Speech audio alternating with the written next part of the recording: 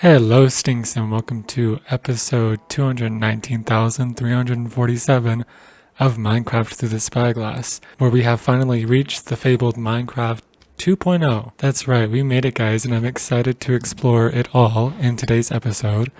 So let's jump in to it.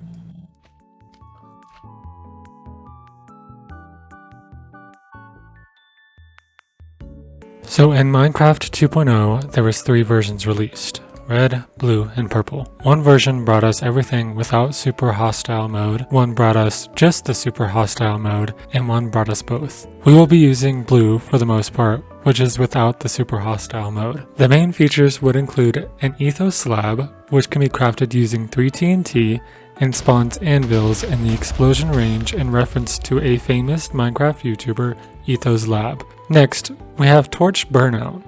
After a random amount of ticks, torches will burn out and can be reignited with flint and steel. This was supposed to come during the Halloween update with a new implementation of lanterns, but was rolled out, but thankfully we got it in Minecraft 2.0.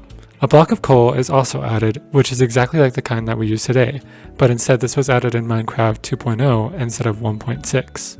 Tinted glass is introduced with an opaqueness and in 16 colors. This should not be confused with the stained glass that we currently have. Next up, we have some unique mobs, including horses and ponies, the pink wither, which is attracted to sugar and gains a head when given. It restores health to all surrounding mobs and applies bone meal to all eligible neighboring blocks. They are spawned using pink wool, flower pots, and red roses, and drop nether stars just like their counterparts, the wither. We also have diamond chickens, which rarely spawn instead of normal chickens, and lays diamonds, lapis lazuli, or simply explodes instead of laying anything. The droppers that we are used to are renamed to floppers, and change any item that they drop into raw fish. Furnaces now have a new NBT tag called heat that can reach from 0 to 700 depending on the ticks it remains lit or unlit. When it reaches 700, the furnace has a 25% chance to explode every tick. Pigs, mushrooms, cows, sheeps, and chickens all gain a new NBT tag called fatness. Whenever the mob is fed the item used to breed them, they instead increase in body size and continue to increase until they eventually explode. Sheep can now fly when given a golden apple. And zombie pigmen now carry battle signs, which are enchanted with books that we would use on swords, which technically means we can find a god sign, which I am going to attempt to collect in our own world. So let's hop over there. So here we are with the blue version of Minecraft 2.0, and as you can see, the title screen here just shows us this purple text that says April Fools over and over. So if you haven't gathered it already, this is an April Fool's update, which doesn't technically have any of these things actually added into the game, but instead just changes them for April Fools. Here I've loaded our world up, and I'm not going to make this into its own section like we have done with the previous updates. We have 1.4, 1.5. Next up would technically be the Minecraft 2.0, but like I said, I won't be adding that in because a lot of the things that are added into the game don't stay. So a lot of it is just NBT changes and different tags and data values that are all added, and those things all end up getting removed in the next update. So unfortunately, a lot of these things we can't keep, but the things that we can keep, I will be trying my best to. But that doesn't stop us from experiencing them and finding ways to keep certain items. So one of those items, like I mentioned, will be a god sign, and that's just going to be a sign that contains the highest levels of certain enchantments. So like looting 3, smite 5, fire aspect 2, stuff like that. So we'll be using the nether to try and get that with a looting sword, and right now I have looting 3. What I'm going to do now is grab the stuff to create some of these things and see what it would be like experiencing them in vanilla. So I did literally just go over all of the things that Minecraft 2.0 brought, one of those being that furnaces can have a chance to explode, and just like that, one of them did explode. So I've got to keep these things in mind. So I left my storage the mess that it was whenever those things exploded, because if I'm being honest, I can't really think about it right now. So what I think I'm going to do instead is breed up some sheep and see if I can get one of the new mobs to spawn from them. I'm not sure if they will spawn from breeding. It might be that they only spawn from spawn eggs, but I feel like I'll know pretty soon if I breed these guys up how it works, which it doesn't look like they're gonna spawn. So after doing a little bit more research, I have found that horses and ponies can only spawn using spawn eggs. So there's no real reason to try and breed these guys to get those spawns. But it does say that diamond chickens have a 7% chance of spawning naturally as they would. So what I might do is continue breeding up these guys and then looking out for a diamond chicken in the wild. While we wait for these guys to breed up, what I'm going to do is go ahead and spend some time creating some pink withers and killing them for the nether star. I don't feel bad doing this because I would have been able to do this in vanilla survival had it been April Fools in 2013, so I'm just going to be doing that.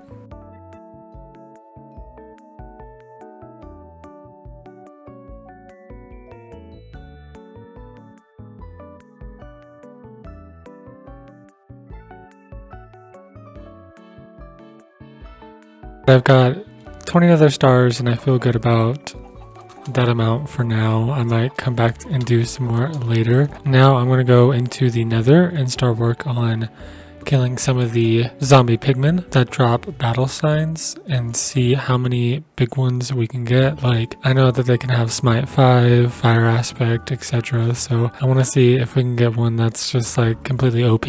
And I also noticed that the torches that have burned out actually drop a torch that's burned out. So I am curious to see if we place the burned out torches, what will happen when we update. I feel like they're just going to turn into a different item, but we'll have to see. Oh. Alright, so we're actually going to go... Oh my god. There's so many mobs down here because of the torches being burnt out. Please. Please.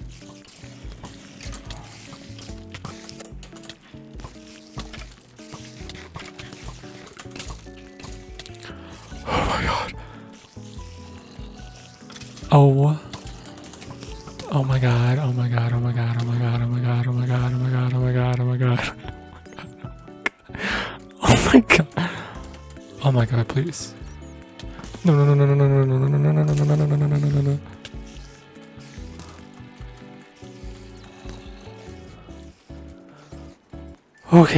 Okay, so we can't go down there until we update, so I'm just gonna head right back up and use a different nether portal to get into the nether. I am terrified to go through this portal because it's not too far from the other place, so there is a big chance that all of those mobs are now in the nether side. Hopefully they aren't, but... Okay, so not bad. Just a couple pigs. Now the pigmen that are around here are going to have golden swords, and I believe this is because they've already been loaded in. They haven't been loaded in this version. So if I go over here to this other section and come back or find a spot where new piglins have spawned, they should have the battle signs. Okay, here we go. Here's some guys with battle signs, and I do have to be careful because once I hit one of these guys, all of them will start chasing me. So I'm going to hit one and then try and pillar up so I don't get killed immediately.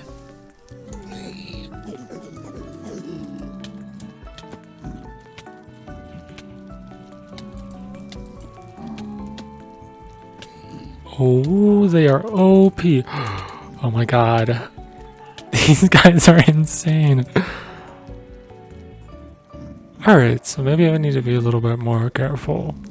So I have spent about 4 hours in the nether killing pigmen and collecting their signs to get all of these signs. So all the duplicates obviously have stacked with each other. The ones that I like the most are down here at the bottom, but it's the looting 3, sharpness 4, knockback 2, fire aspect 2. This is the same thing, but different order of enchantments. I think one thing that's cool about the signs is that there's no durability to them, so you don't need mending or breaking on them. They'll just last forever. The one problem I have is that if you left click with them out, they do place as a normal sign and then you can't pick them back up. So that is one thing that is a downfall. I don't think I can spend too much more time killing pigmen and collecting their signs though. This is a grueling process. It's taken quite a while to get just the amount that I have now. Plus I've gone through many of my armor sets doing this as well. So what I think I might do is collect the last few items in the update and then put them in a chest and probably end the video there. So I will be back once I have those ready to go. Okay, so we're down in the pits of the unobtainable museum and I currently have it on peaceful because obviously all the torches have burned out. So what I am going to do is just show you guys. Here is another one of the features of the April Fool's update. It is tinted glass. Obviously this becomes a real thing, but it's not called tinted, it's called stained glass. And I'm not sure what these turn into in the future updates, so I might place these just kind of around the museum and see what happens. And then I'm also going to keep some in this chest to see what happens to the ones that are in this chest. And then I kept some of the torches, some of the burnout torches here, and then we'll go ahead and create a block of coal, which is another thing that becomes an actual feature, but right now it's an April Fool's feature, but I'll put that in here to see what it turns into. And then the final thing is an ethos slab piece of TNT. And this I will not be placing anywhere because I do not trust myself to place it down. If I do place it down, I'll have to surround it by glass or something because I really don't want it to be placed in the unobtainable museum. We have some very important things down here, and I do think that these will either be removed or they will just turn into a different block in later versions.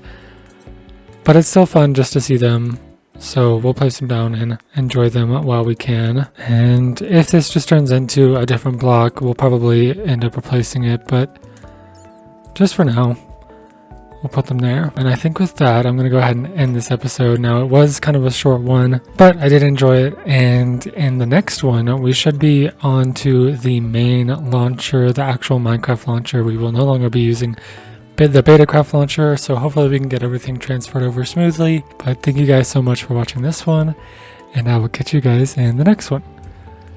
Goodbye.